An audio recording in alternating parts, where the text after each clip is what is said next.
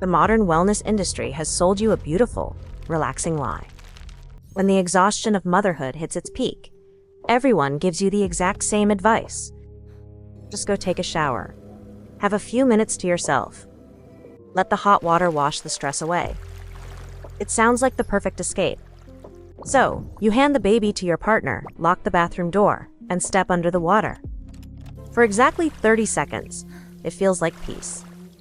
The roar of the water creates a thick wall of white noise, separating you from the chaos outside the door. You close your eyes, finally ready to let go of the tension. But then, something terrifying happens. Through the heavy sound of the water, you hear it? A sharp, desperate wail. Your baby is crying. You turn off the water, your heart pounding, only to discover absolute, completely undisturbed silence waiting outside the door. For a split second, your hand hesitates on the faucet. What if you hadn't turned it off? What if that cry had been real? The baby is perfectly fine. The baby is sleeping. Or maybe the baby is laughing with your partner. Nothing is wrong. Nothing is happening. And still, your body reacted as if the whole house were on fire. The cry you just heard, the one that made your stomach drop, your chest tighten, and your muscles lock, did not actually happen. It was a phantom cry, a false alarm, a protective echo. And standing there, dripping wet in the sudden quiet of the bathroom, a dark, intrusive thought creeps into your mind. Am I losing it? Am I going crazy? No. Not even close. You are not broken. You are not becoming someone unsafe. You are hearing the sound of a brain that refuses to stop protecting. This secret fear, this silent terror of postpartum madness, is something almost every new mother experiences, yet nobody dares to talk about it. Not in the kitchen. Not beside the cold coffee. Not in the quiet minutes when the noise tells you that a good mother should be calmer than this. So we internalize the panic. We swallow the borrowed guilt. We assume that hearing sounds that do not exist is the first symptom of a severe psychiatric breakdown. The systemic narrative has conditioned you to believe that your brain is fragile, broken, and failing you. Society tells you that you are collapsing under the pressure. But what if modern society is entirely wrong? What if that terrifying hallucination in the shower is actually the ultimate biological proof that your maternal brain is functioning flawlessly?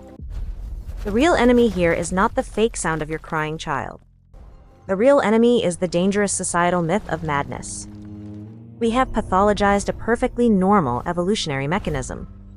When you step into the shower, the loud rush of water creates a dense acoustic fog. In neuroscience, this is known as a sensory deprivation trap. In plain mother language, it means the shower makes your brain feel blind. By blocking out the subtle sounds of your house, the water effectively blindfolds your auditory cortex, the part of your brain trying to map every tiny sound around your baby. For an ordinary human being, this isolation is relaxing. But you are not an ordinary human anymore. You are a mother. Your brain has been physically rewired by pregnancy to operate as an elite, hyper-vigilant military radar. Your absolute, primary biological directive is to keep a highly vulnerable infant alive against all possible external environmental threats. When your elite radar system is suddenly plunged into the acoustic fog of the shower, it does not shut down and relax. It goes into overdrive. The white noise of the rushing water contains thousands of overlapping sound frequencies. Because your brain is desperately searching for one specific frequency, the exact pitch of your baby crying. It begins to aggressively scan the chaos. Here is where auditory pareidolia occurs. Your auditory cortex is trying to connect the dots. A massive puzzle of random noise. It takes a high-pitched splash of water here, the squeak of the plumbing there, and it stitches those random acoustic fragments together. It literally fabricates the exact sound of a cry out of thin air to fill the sensory gap. You are experiencing an acoustic ghost. Your brain would rather invent a false alarm than risk missing a real one. That is not irrational. That is not dramatic. That is ancient protection wearing the mask of panic. It is overcompensating for the sensory isolation because evolution dictates that a mother who ignores her environment puts her vulnerable offspring in very grave danger. But this brilliant biological mechanism goes even deeper than simple auditory confusion.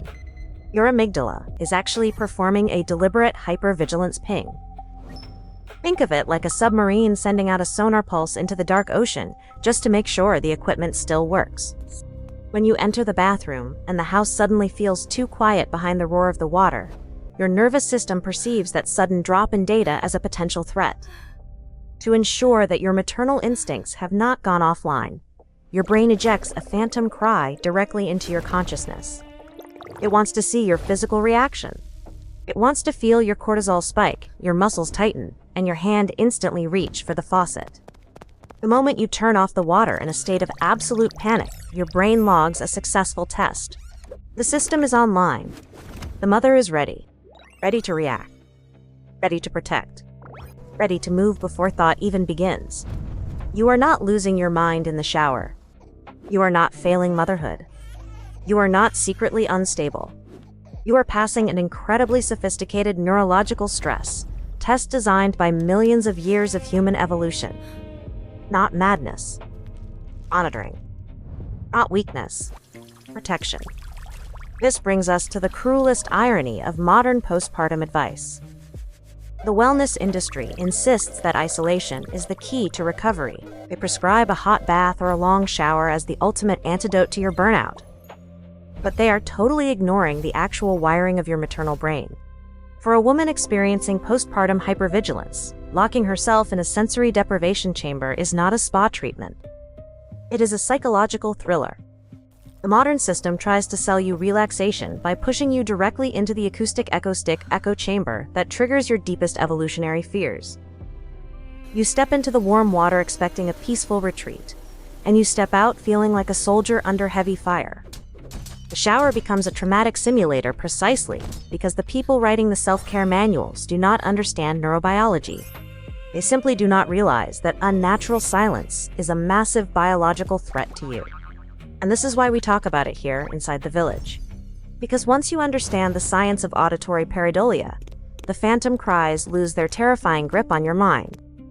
The fear gets smaller. The shame gets quieter. The noise loses authority.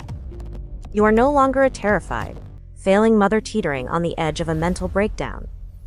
You are a fiercely protective organism whose hardware is working so effectively that it is literally hallucinating danger just to keep you sharp. When you hear that fake cry over the roar of the water, I want you to stop panicking. I want you to smile. Because that terrifying sound is the ultimate validation of your motherhood. It is your brain screaming that it will never, ever let your baby slip through the cracks. It is the biological equivalent of a security guard testing the locks on every door in the house while everyone else sleeps. The madness narrative is an absolute lie. Your brain is not breaking down in the shower. It is booting up. So, how do we reclaim the water? How do we stop the shower from being a daily traumatic event? Not by shaming your brain. Not by forcing calm. Not by pretending biology listens to motivational quotes. You have to hack the auditory environment before you step inside. You cannot force your brain to stop scanning for the baby, so you absolutely must give it an entirely different frequency to process. Bring a waterproof speaker into the bathroom.